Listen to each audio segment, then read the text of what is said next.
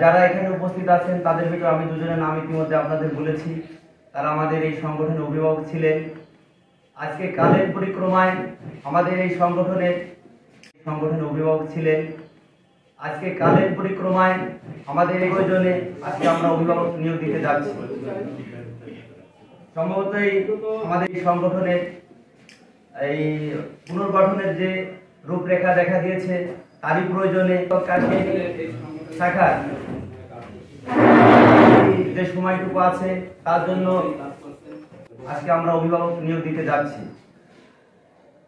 সম্ভবত সাবেক প্রধান উপদেষ্টা জনাব মোহাম্মদ ইব্রাহিম মুন্সিকে আমাদের এই অভিভাবক পরিষদের নাম এখন আমি ঘোষণা করছি। আগামী দিনের জন্য বাংলাদেশ সাবেক সভাপতি এবং অর্থ সংগঠনের প্রতিষ্ঠাতা সভাপতি জনাব মোহাম্মদ নাসিবুর রহমান মোল্লা, এরপরে অপূর্বলাল বিশ্বাস আমাদের আরেক ছোট বড় ভাই প্রাথমিক শিক্ষক কাশিয়ানী শাখার যে সময়টুকু আছে তার জন্য সাবেক প্রধান উপদেষ্টা জনাব মোহাম্মদ ইব্রাহিম মুন্সিকে,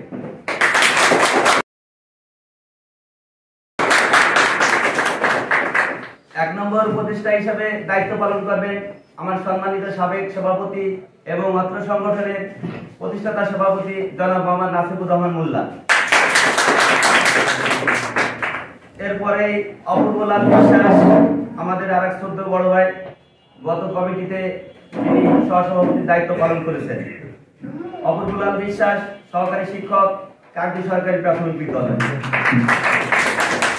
এরপরে মোহাম্মদ জামাল হোসেন বিগত কমিটির সহসভাপতি হিসেবে দায়িত্ব পালন করেছেন, 35 নং কাকদ্বীপ সরকারি প্রাথমিক বিদ্যালয়ের সম্মানিত সহকারী শিক্ষক। শেখ মোহাম্মদ রিজাউল ইসলাম গত কমিটির সম্পাদকের দায়িত্ব পালন করেছেন, সহকারী শিক্ষক 7 নং সরকারি প্রাথমিক বিদ্যালয়। জনাব মোহাম্মদ নাসিরউদ্দিন আহমেদ বিগত কমিটির সম্পাদকের দায়িত্ব পালন করেছেন, বিগত কমিটি উপদেষ্টা হিসেবে দায়িত্ব পালন করেছেন, বর্তমান কমিটিতেও উপদেষ্টা হিসেবে থাকবেন। জনাব মোহাম্মদ নাসিরউদ্দিন আহমেদ 106 নং রামদিয়া সরকারি প্রাথমিক বিদ্যালয়ের শিক্ষক। এই ছিল আমার আজকে এই নবগঠিত উপদেষ্টা পরিষদের তালিকা। সাংবাদিক মিডিয়া ভাইদের আমি আন্তরিকভাবে ধন্যবাদ জানাই আপনারা, এবং এই আজকে যে সময় দিচ্ছেন, যে সুযোগ দিচ্ছেন, এর জন্য ধন্যবাদ জানাই। এর পর্বে আমি আমার শ্রদ্ধেয়